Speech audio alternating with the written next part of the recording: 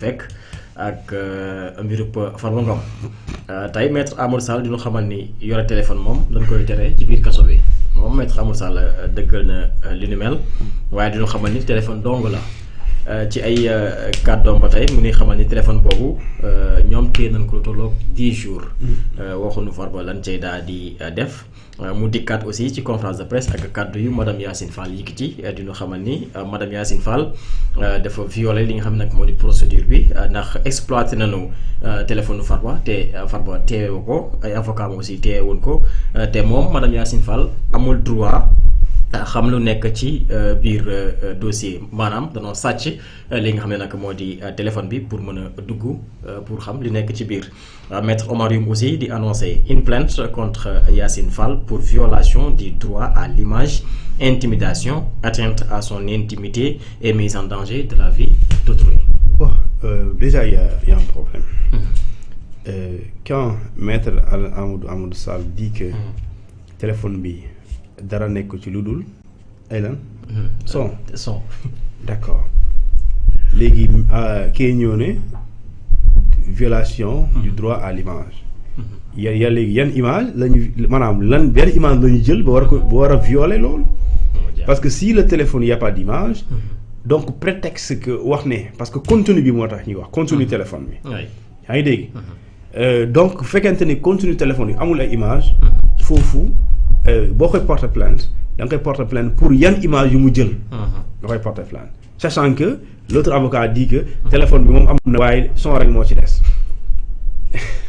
y a un problème léegi si là même fekkente ni supposons xam nga le débat mën na bañ a nekk sax par exemple son moo ci nekk wala vidéo moo ci nekk wala concert nga siy seetaan wala nga siy seetaan TikTok wala lañ ciy def live lu yëpp garaawul c'est-à-dire yor téléphone rek ci prison te amoo autorisation loolu c'est interdit. ah moom nee na waruñ topp Farba mais ku dugal téléphone bi nañu war topp. non si Farba te loolu waxoon naa la ko fi.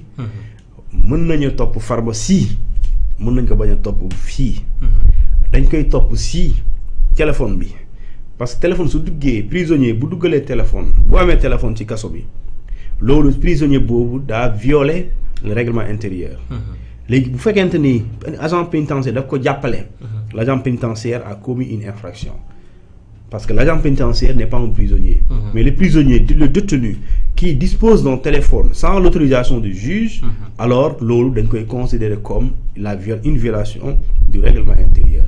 Dans ce cas, une violation du règlement intérieur nécessité wul nga utiliser code pénal pour sanctionner ko, mais da ngay utiliser li ñu tuddee le règlement intérieur des établissements pénitentiaires. Et loolu c'est l'article 99 moo ko prévoir waxoon naa la nan ngay def léegi si le téléphone dugg na ci biir loolu c'est une faute disciplinaire. léegi ce téléphone li ci nekk fait contenu bi ne ci téléphone bi mën na nekk l'objet de ce qu'on appelle d'une poursuite judiciaire. maanaam mën naa am ñu découvrir ci téléphone wala nga jëf ci loo xamante ni buñ ko xaymaa par exemple buñ ko fekkoon procès verbal boo xamante ni dafa concerner beneen nit boo xam ne yéen ñaar yéen a bokk même dossier loolu c'est une infraction pénale par exemple suñ la fekkoon ngay communiquer ay nit nga am loo leen di wax xamal ci sa procédure loolu c'est une infraction pénale.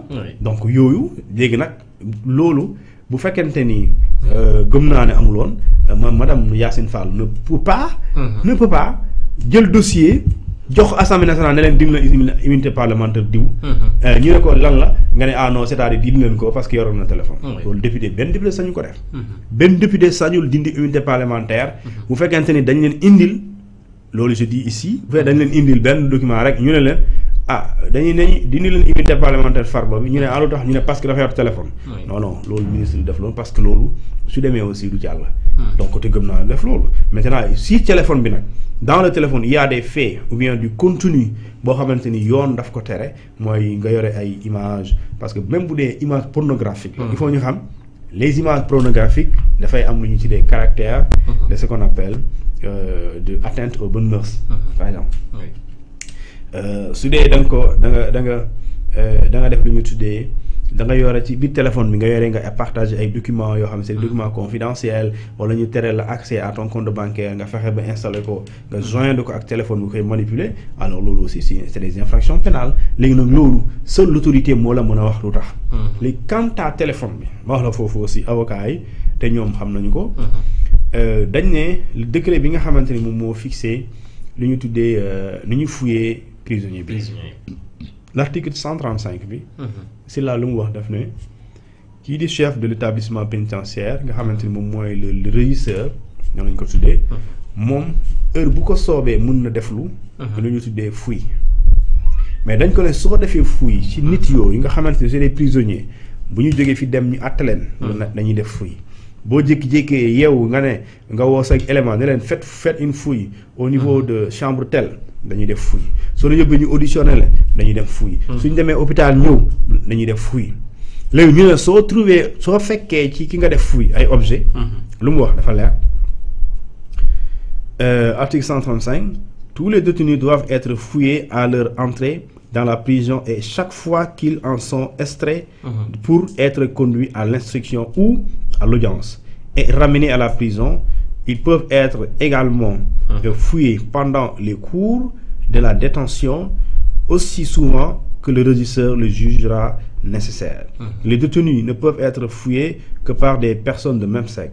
Les documents découverts à la suite d'une fouille et paraissant offrir un intérêt pour une information en cours sont remis au juge d'instruction ou au procureur de la République, lesquels décident s'il y a lieu de les saisir ou de les rendre aux détenus.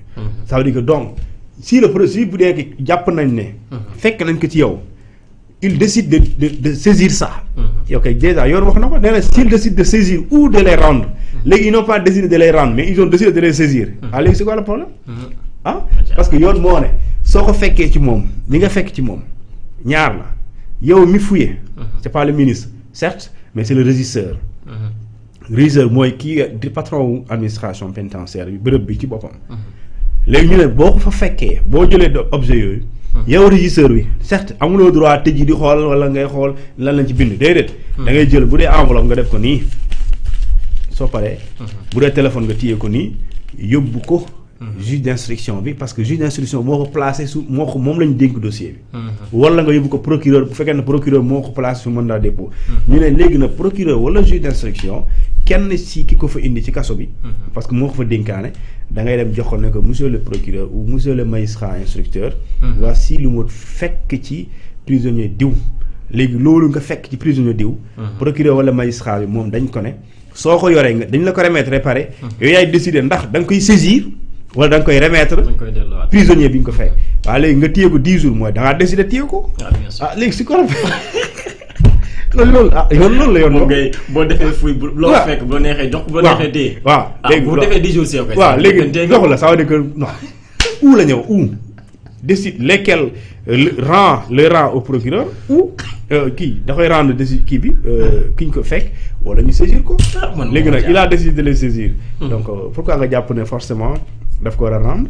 en plus li nga koy rendre objet boobu ki nga ko war a rendre di prise de tenue bi il n'en a pas le droit amul droit di téye ko. c'est-à-dire ça la vérité c'est-à-dire que même bu fekkente ne da nga yor téléphone bi seetaan Bob Marley. amuloo droit seetaan ko ci télé ci prison bi. c'est ça en fait donc parce que pour nga am téléphone il faut nga am l'autorisation express du juge bi nga xamante ni moom moo yore ce dossier. sinon day yomb sinon chaque jour les prisonniers là. les jigéen yi nga xam ne dañuy jógee camp pénal wala prison Liberté 6 pour dem ñu leen di àtte fële. pourtant ci diggante bi dañuy gis mbedd mi lu tax waxuñu chauffeur bi may ma doxantu. wala nga mu doom mu marché Liberté 6 ne ko may ma jëndi fataay wala may ma jëndi lu ñu tuddee. nga chauffeur droit voilà may ma droit te ma jënd matt. te mënul c'est-à-dire que même boo yoroon 100 000 sa poche. borom chauffeur bi agent pénitentiaire bi amul droit nga taxaw pour naa damay jënd màdd xaw ma lan parce que nit ki dafa nekk entre les liens il est dans les liens de la détention c'est ça en fait. mais Farba dafa bëgg assister jour plénière bu ñu yëkkati li nga xam ne nag mooy immunité parlementaire am. ba saisir le président de l'Assemblée nationale loolu mën nañ ko ko may. loolu mën nañ ko ko may et su ma nekkoon ministre de la justice dama koy may. Tout simplement pourquoi parce que règlement intérieur ba Assemblée nationale lu mu wax mooy bu ñuy def immunité bu ñuy lever immunité parlementaire laata ñu koy lever. nga xamante ne teg nañ commission ad hoc bi ki nga xamante ni moom mooy député bu ñu si visé. député boobu dañ ne dañ ko war a déglu en commission ad hoc bu ñu ko dégloo en commission ad hoc nan lañ koy dégloo dañ ko ne il a le droit il peut parce que loolu la ñu wax probabilité la mën na ñëw ñu déglu ko wala mën na yónni muy défenseur bu ko neexee du yónni du ñëw léegi ça veut dire que kon quand il décide de venir loolu droit am la kon nañ ko war a may mu ñëw comprendre nga mais aussi xam nga bu njëkk bi ñëwuloon daa yónnee woon Aïssata Tall Sall léegi nag xam nga Sénégal lépp politique la su ko neexee ne bii pas du mu yónnee Aïssata Tall Sall léegi damaa bëgg a ñëw pour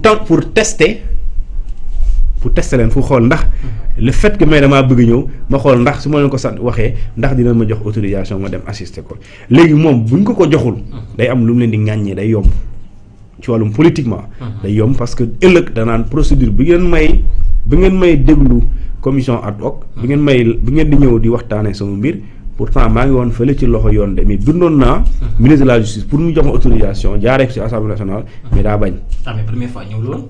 waaw mais première fois même bu ñëwul foofu yoon moo ko may ñetti choix mooy ki ñuy déglu yoon moo ko may ñetti choix daf ko ne soit mën na ñëw le député en question wala mu ut défenseur wala mu bañ a ñëw wala yaay tànn façon nga ñëw dañuy def nga bañ a ñëw dañuy def nga yónni dañuy def léegi ñetti option nga am léegi nag soo tànnee benn d'accord benn boobu noonu dañuy jël acte léegi ça veut dire quoi léegi nag bu amaatee bii paa xam nga da ngaa décidé woon yónnee mais bii paa da ngaa décidé non seulement doo yónnee décidé woo absenté wu da ngaa décidé ñëwal sa bopp léegi nag yow bi nga décidé ñëwal sa bopp yaa ngi ci loxo yoon léegi nag bind nga ministre bi léegi su ko ministre validé wul moom sa lecture des faits danaan mbir mi politique la preuve danoo violer samay droit bu ñu ma woowee man xam nañu mënuma ñëw mais laaj naa leen autorisation pour ma dem fekkee mais joxuñ ma autorisation bi